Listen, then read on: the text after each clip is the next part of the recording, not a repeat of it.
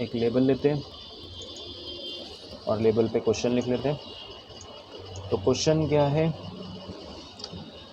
Generate random image. तो random image अगर हमें चाहिए तो उसके लिए हमें सबसे पहले इसका एक फॉन्ट साइज बढ़ा लेते हैं।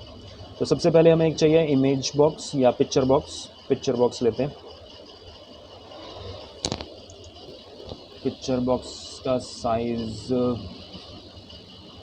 इस बार हम फुल स्क्रीन कर देते हैं। तो फुल स्क्रीन का मतलब है डॉक, और इसको कर दो सेंटर। तो ये पूरे स्क्रीन फॉर्म जितना साइज़ हो गया। जो हमने क्वेश्चन लिखा था वो इसके पीछे चला गया है। तो क्या करते हैं, इस पर राइट क्लिक करके यहाँ पे लिख देते हैं सेंड टू बैक। तो सेंड टू बैक से ये इमेज पीछे चली गई और टेक्स्ट हमारा उसके ऊपर आ गया। और जो इमेज आएगी, हाँ, राइट क्लिक करके और यहाँ पे हमने क्या करा है, सेंड टू बैक या ब्रिंग टू फ्रंट भी कर सकते हैं। जिस पे क्लिक करा है वो उसको हम पीछे भेज रहे हैं या उसको आगे कर रहे हैं। तो उसको पीछे कर दिया तो ये इमेज बॉक्स इसके पीछे है, तो इमेज भी इसके ऊपर आएगी, मतलब टेक्स्ट के पीछे आएगी इमेज। तो इमेज हमने लगा दी और हमें चाहिए एक बटन। रैंडम इमेज जनरेट करवा रहे हैं तो सीधा इसका एक बटन का नाम ले लेते हैं, टेक्स्ट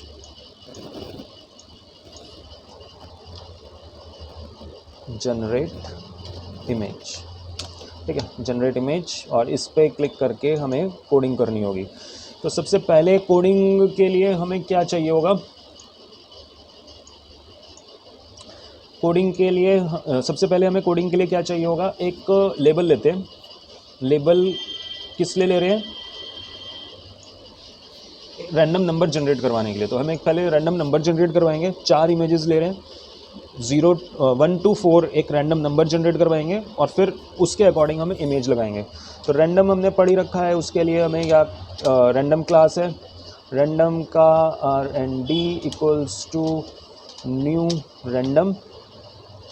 एक क्लास का ऑब्जेक्ट बनाया हमने rnd, और rnd डॉट नेक्स्ट करेंगे तो यहाँ पे आएगी 2 वैल्यू, मिन कॉमा मैक्स। तो 1,4 के बीच में ही हमें एक नंबर चाहिए था और इसको मैंने एक वेरिएबल में स्टोर करवा दिया r के अंदर। और r को अब हम लेबल में प्रिंट करवा के देखते हैं 2 में कि वो क्या वैल्यू उसके अंदर प्रिंट हो रही है।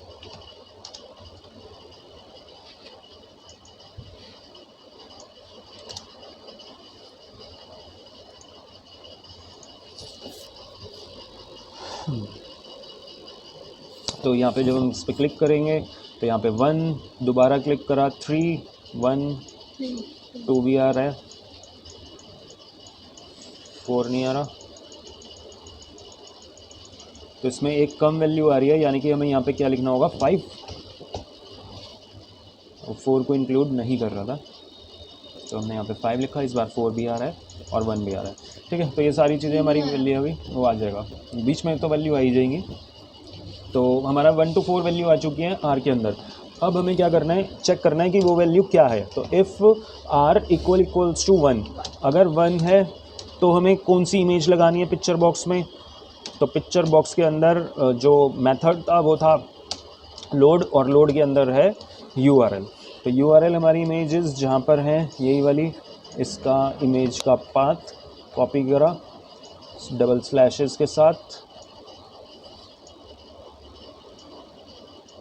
और फिर आएगा इसके बाद इमेज का नाम। इमेज का नाम भी हमने करा कॉपी एंड पेस्ट। ठीक है जी, तो ये हमारा 1 के केस में इमेज लोड हो जाएगी।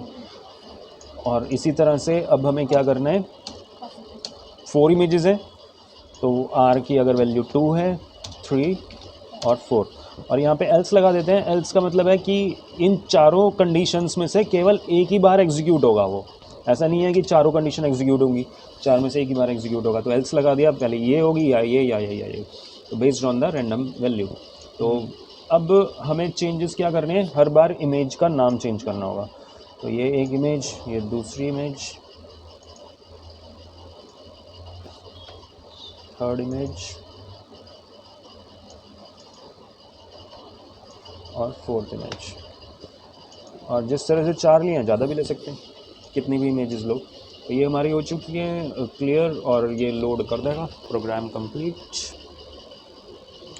तो जैसे ही हम इस पर क्लिक करके देखेंगे उसके पीछे हमारा, क्योंकि हमने डॉक किया था तो फुल स्क्रीन करेंगे तो वो फुल स्क्रीन में भी इमेज आएगी, क्योंकि 4:3 एक्सपेक्ट रेशो फॉलो कर रहा है ये। और हमने साइज़ जो मोड दिया था वो कौन सा है वो देखना होगा। जो पिक्चर बॉक्स है उसका साइज़ मोड हमने कौन सा दिया है, नॉर्मल था, तो नॉर्मल में तो वो इमेज पिक्चर बॉक्स के साइज़ ही लेगा। तो यहाँ पे हम इसको जूम कर देते हैं तो जूम में वो पूरे को कवर करेगा।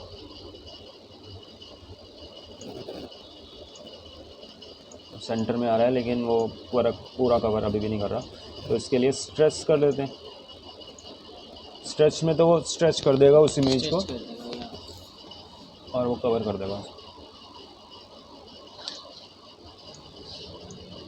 ठीक है, देख रहे हो छोटा स्क्रीन है ना, अगर तो इमेज भी उतनी छोटी ही आ रही है, और अगर फुल स्क्रीन करेंगे तो इमेज अपने आप बड़ी हो गई। तो ये फ़ायदा है डॉक का।